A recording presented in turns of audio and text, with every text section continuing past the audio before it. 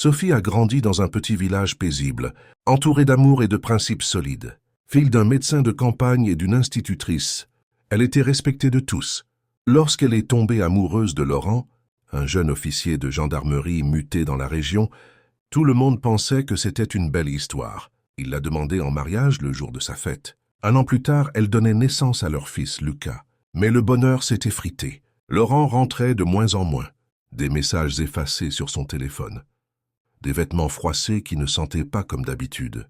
Sophie fermait les yeux, jusqu'à ce qu'un jour une enveloppe arrive. À l'intérieur, des photos. Laurent avec une autre femme, enceinte. Elle ne cria pas.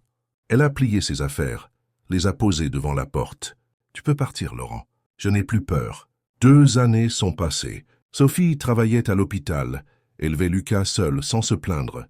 Un jour, une femme est arrivée aux urgences, après un accident de scooter, jambe cassée, seule, sans papier. Sophie l'a reconnue immédiatement. Marion. La femme des photos.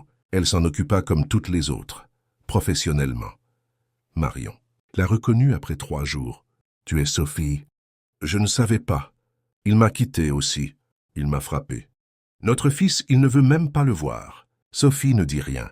Mais le lendemain, elle revint avec Lucas. « Bonjour, madame, » dit le petit garçon. « Vous avez mal. Moi aussi, j'ai eu une jambe cassée un jour. » Marion pleura et disparut après sa sortie. 6 mois plus tard, Sophie reçut une convocation au tribunal. Laurent demandait la garde exclusive de Lucas. Il disait qu'elle était instable, surchargée de travail. Il avait de l'argent, un avocat, des discours parfaits. Mais le jour du procès, Marion entra dans la salle portant un bébé. C'est aussi son fils. Il nous a abandonnés tous les deux. Il m'a frappé. Je n'ai jamais porté plainte. Mais aujourd'hui, je témoigne. Le juge ne lui donna pas la garde. Il fut condamné à verser une pension alimentaire pour les 2 enfants. Après l'audience, Marion s'approcha de Sophie. « Tu aurais pu me laisser tomber. »« Mais tu ne l'as pas fait.